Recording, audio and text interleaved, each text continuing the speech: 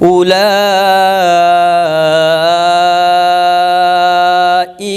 আলা হুদাম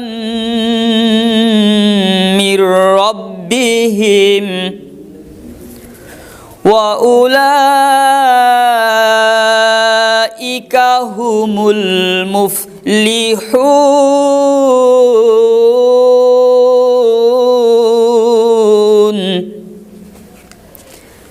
আইনামা তাকুনু ইউদরিকুমুল মাউত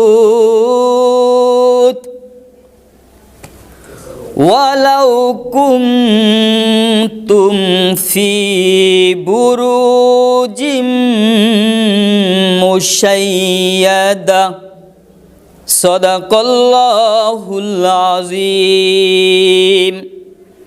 ভাইরারে আমার, যে কথা আমি আপনাদের সম্মুখে উপস্থিত বলতেছিলাম, মহান আল্লাহ রব্বুল আলামিন তামাম পৃথিবীর মালিক, তামাম পৃথিবীর স্রষ্টা আল্লাহ তাআলা পৃথিবীতে যত ইনসান সৃষ্টি করেছেন, যত প্রাণীকে আল্লাহ তাআলা পৃথিবীতে সৃষ্টি করেছেন, আল্লাহ রব্বুল আলামিন পৃথিবীতে সৃষ্টি করার সাথে সাথে এ কথাও জানিয়ে দিয়েছেন, আমার আল্লাহ বান্দারে, পৃথিবীর সৃষ্টিকুল রে, আমি আল্লাহ তোমাদেরকে যে জীবন দিয়েছি, আবার তোমাদের মৃত্যু আমি আল্লাহ দান করব। আমার আল্লাহ মৃত্যু দান করবেন তাও বলে দিলেন। তো মৃত্যু কখন আসবে, মৃত্যু কখন আসবে সেটা মানুষ জানে না, সেটা মানুষ জানে না। পৃথিবীতে যত প্রাণী আছে সকল প্রাণীকে আল্লাহ রব্বুল আলামিন সৃষ্টি করেছেন। আল্লাহ রব্বুল আলামিন সৃষ্টি করেছেন মানুষের উপকারের জন্য। শুধুমাত্র কেবলমাত্র আল্লাহ তাআলা মানুষ আর জিনকে সৃজন করেছেন, পৃথিবীতে পাঠিয়েছেন একমাত্র আল্লাহ রব্বুল আলামিনের ইবাদত করার জন্য।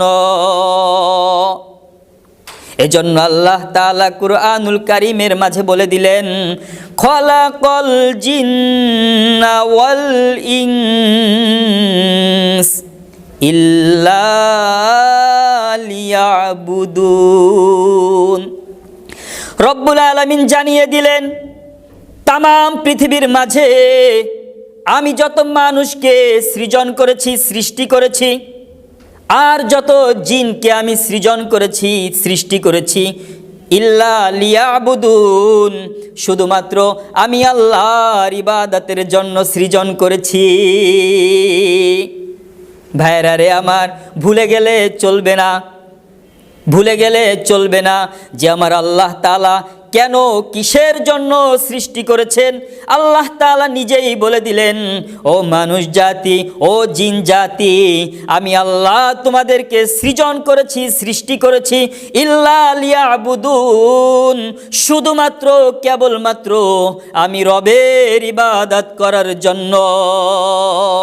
তাহলে আমরা মনে করে থাকি যে শুধুমাত্র মনে হয় পৃথিবীতে অর্থ, টাকা, পয়সা, গাড়ি, বাড়ি, এগুলির জন্যই মনে হয় আল্লাহ তাআলা আমাদেরকে সৃজন করেছেন, সৃষ্টি করেছেন। আরে না, এগুলির জন্য আল্লাহ রব্বুল আলামিন সৃষ্টি করে দেননি, পাঠাননি। আল্লাহ তাআলা বলেছেন, ইল্লা লিয়াবুদুন, আমি বান্দা তোমাদেরকে সৃজন করেছি, সৃষ্টি করেছি, ইল্লা লিয়াবুদুন, শুধু আমি রবের ইবাদত করার জন্য। রবের ইবাদত করলে কি হবে? আল্লাহ রব্বুল আলামিন যে সময় সীমা নির্ধারণ করে দিয়েছেন, একটা মানুষের হায়াত যতটুকু আমার রব দান করেছেন, তার 1 সেকেন্ড পূর্বেও সে পৃথিবী থেকে বিদায় নেবে না, মৃত্যুবরণ করবে না, আবার 1 সেকেন্ড পরও মৃত্যুবরণ করবে না। তো কিভাবে মৃত্যুবরণ করবে, কিভাবে এই পৃথিবী থেকে বিদায় নিয়ে চলে যাবে? যখন তার মৃত্যু নির্ধারিত লেখা আছে, ঠিক সেই টাইমেই ফেরেশতা এসে, মালাকুল মউতের টিম এসে তার জানকে নিয়ে যাবে। এটাকেই বলা হয় মৃত্যু। তো তো আল্লাহ তাআলা মৃত্যু সম্পর্কে কুরআনুল কারীমের সূরা আনকাবুতের 57 নম্বর আয়াতে ঘোষণা করে দিলেন, কুল্লু নাফসিন যায়িকাতুল মাউত সুম্মা ইলাইনা তুরজাউন। আল্লাহু আকবার। আল্লাহ রব্বুল আলামিন পৃথিবীতে মানুষকে পাঠিয়েছেন, যত প্রাণীকে পাঠিয়েছেন, রব্বুল আলামিন বলে দিলেন কুল্লু নাফসিন যায়িকাতুল মাউত, প্রতিটি প্রাণী যাকে আমি প্রাণ দান করেছি আল্লাহ, তার মৃত্যু নিশ্চিত, তার মৃত্যু নিশ্চিত, তাকে মরতেই হবে। এজন্য মৃত্যুর স্বাদ তাকে গ্রহণ করতে হবে। ইনসান ও মানুষ ভুলে যেও না যে মৃত্যুর পরে তোমাকে মাটি দিয়ে দিবে, কবরে দিয়ে দিবে। মুসলমান বলবে কবরে দিয়েছে, গোরস্থানে দিয়েছে, হিন্দু বলবে শ্মশানে দিয়েছে, আর কাফের যারা অন্যরা আছে তারা বলবে আমাদেরকে অমুক জায়গায় দিয়েছে, কেউ বলবে মাটি দিয়েছে, কেউ বলবে পুড়িয়ে দিয়েছে। না না না, পুড়িয়ে দেওয়া, মাটি দেওয়াই শেষ হয়ে যায় না। আল্লাহ রব্বুল আলামিন পরে জানিয়ে দিলেন সুম্মা ইলাইনা তুরজাউন। আল্লাহু আকবার। কি চমৎকার কথা! আল্লাহ তাআলা বলে দিলেন তোমাদের মৃত্যুবরণ করতেই হবে। আর মৃত্যুর পরে তোমরা এটা মনে করো না যে মাটি দিলেই, পুড়িয়ে দিলেই, চাপা মাটি দিলেই, কফিনে রাখলেই শেষ হয়ে যায়। না না, শেষ হয়ে যায় না। সুম্মা ইলাইনা তুরজাউন। অতঃপর মৃত্যুর পরবর্তী সময়ে বান্দা জেনে রাখো, বুঝে রাখো, আমি রবের কাছে ফিরে আসতে হবে। সুম্মা ইলাইনা তুরজাউন। আল্লাহ তাআলার কাছে ফিরে যেতে হবে, রবের কাছে ফিরে যেতে হবে। কে বা যেতে চায়? মৃত্যু থেকে অনেকেই পালাতে চায়।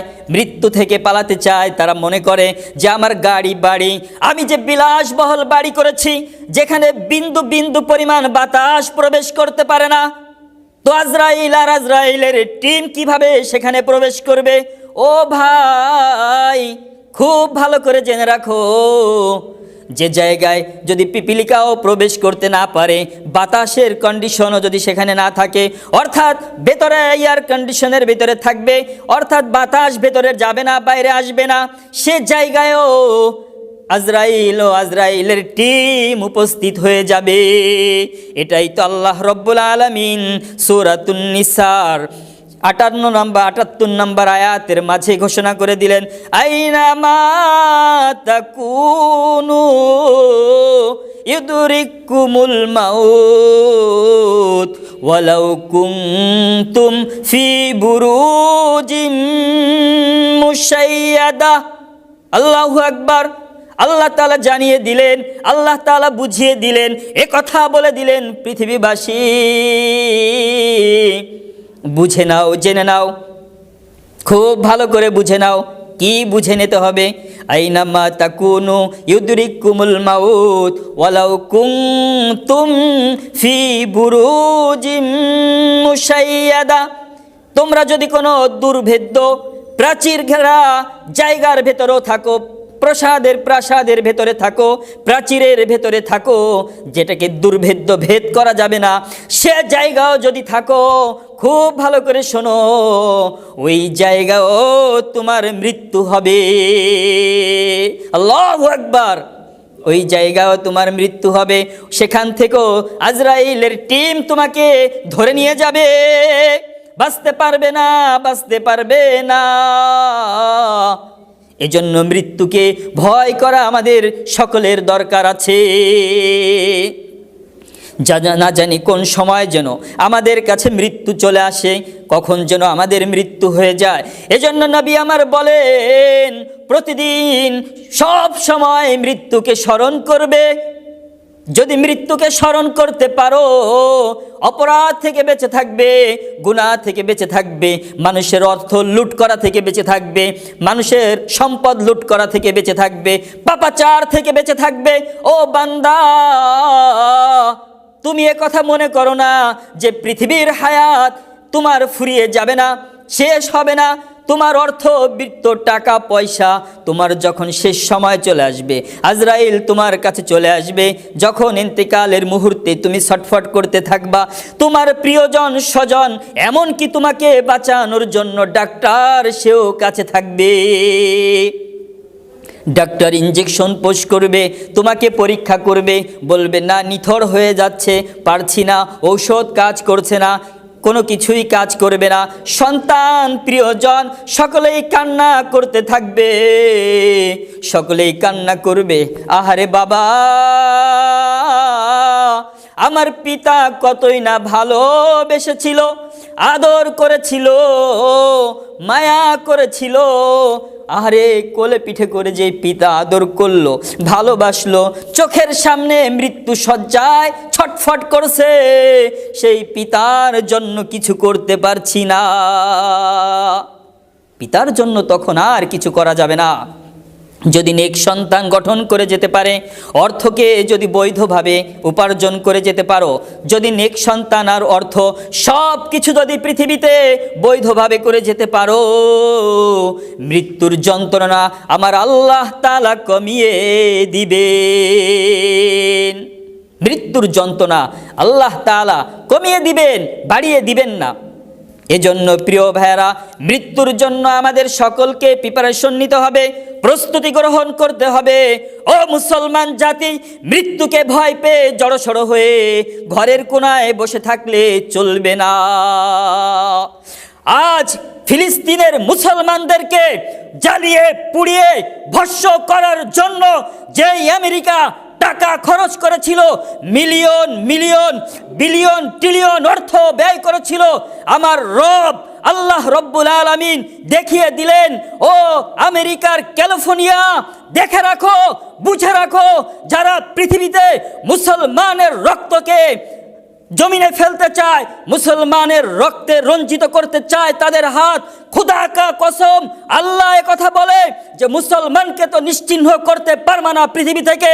যে রাষ্ট্র, যে দেশ মুসলমানদেরকে নিশ্চিহ্ন করতে চায়, আল্লাহ ওই দেশকে